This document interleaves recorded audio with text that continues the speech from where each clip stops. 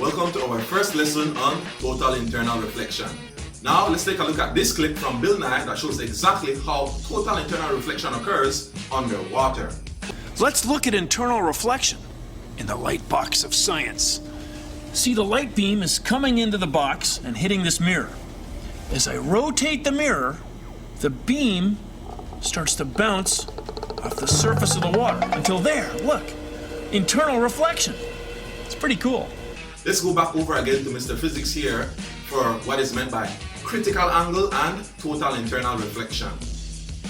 Take it away, Mr. Physics. Okay, so as we saw, light can bounce back inside of a medium. That's called total internal reflection. But why does it occur exactly? Well, let me try to explain.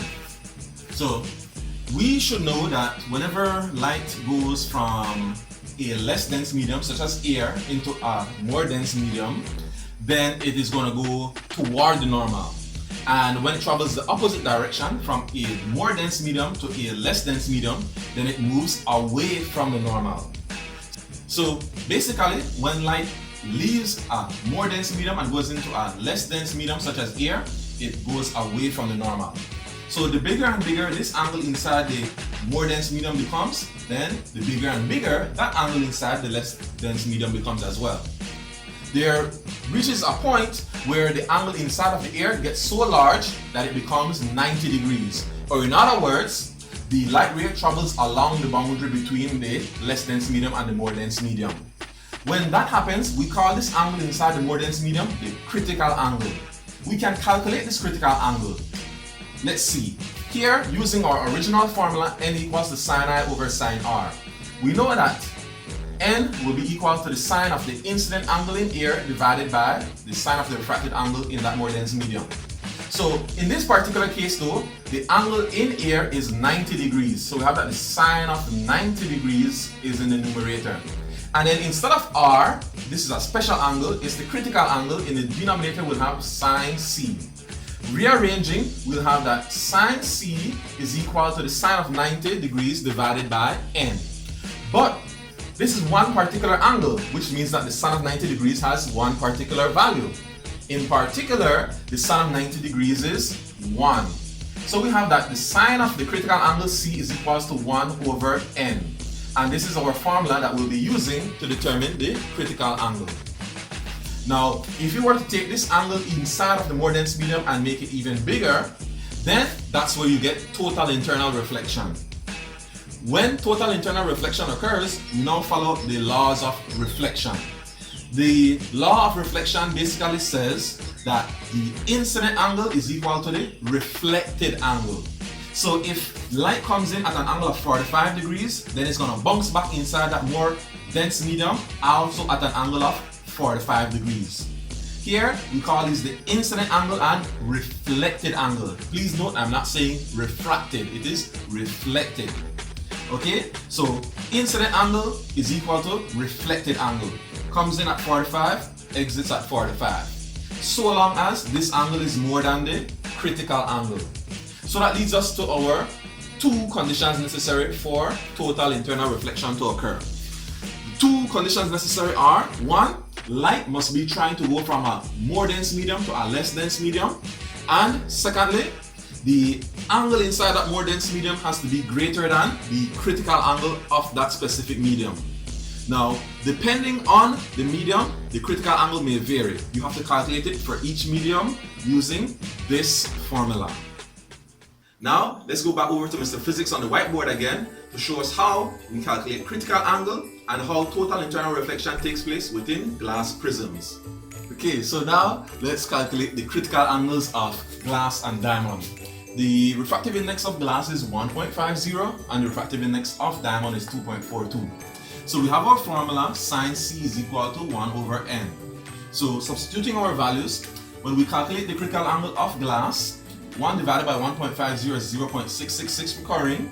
So the critical angle will be the inverse sine of 0.666, which to the nearest whole number is 42 degrees.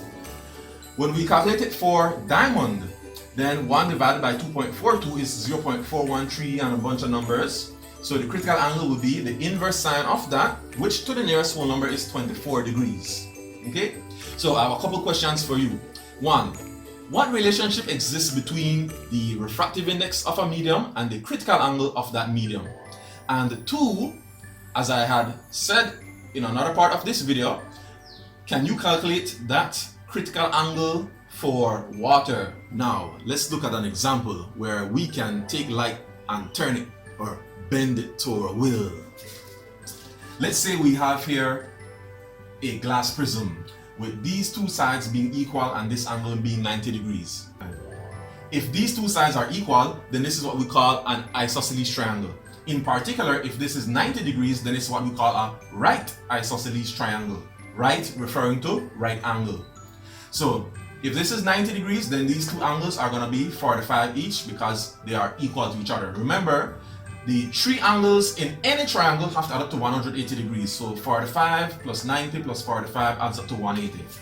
Now let's say we have light coming in incident to this boundary between air and the glass. What does incident mean? It means that the light ray is coming in such that there is no angle between the light ray and the normal. That's why you may have noticed I have not drawn any blue lines here, any blue dotted lines. It's because the light ray is coming in right on top of the normal. Or in other words, the angle between the ray and the boundary is 90 degrees. So please note, the incident angle in air is not 90 degrees. The incident angle in air is actually 0 degrees. As I said, the angle between the light ray and the normal is 0. It is right on it. It is incident, as we say. Or in other words, there is no angle between the normal and the light ray.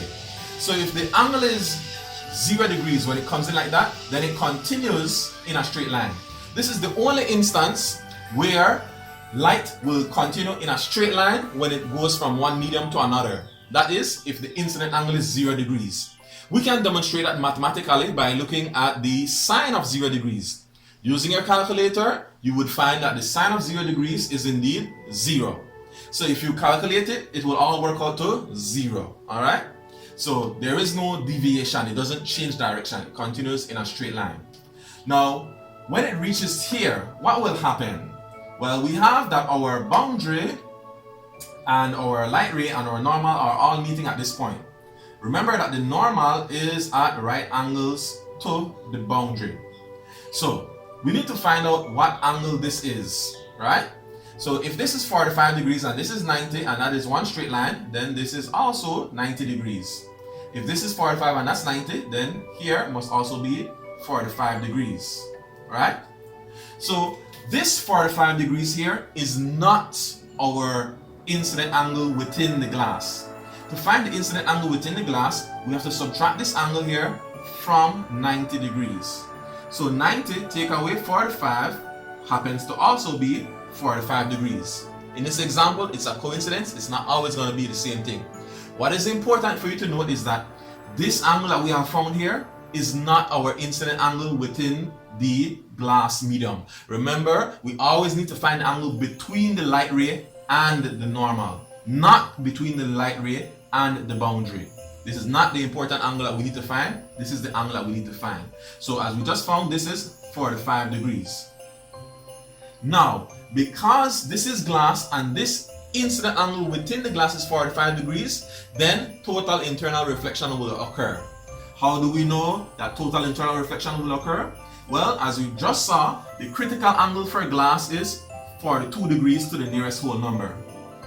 This angle here is 45 degrees, which is greater than 42 degrees.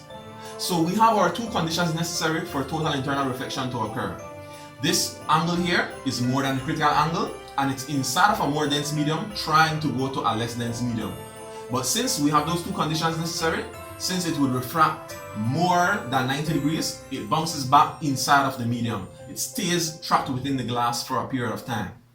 So remember, when total internal reflection occurs, this angle here is going to be the same angle over here. If it's 45 degrees that it comes in at, then it bounces back at 45 degrees. So it's going to bounce back and go up this way. And then when it reaches here, what's going to happen? Well, as you can see, I have on the diagram here, it continues in a straight line. But why does that occur? Well, if this is 90 degrees, that's 90. 45 and 45 makes 90.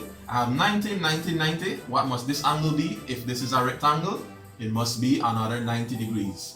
So in other words, it's meeting this boundary head on, straight on, or incident as we say. So if it continues, if it comes in with a straight line, then it continues out with a straight line. Okay? So in this example here, we see how light can be turned or deviated by our will, just by putting it in a prism. How much is the light ray turned? Well, let's see. If there was no glass prism here, then the light would have just continued in a straight line. But it was deviated by a certain amount. It was turned. If this is horizontal and that is now vertical, how much was it turned? Well, that's easy. You know that horizontal and vertical are perpendicular to each other. It got turned 90 degrees that way.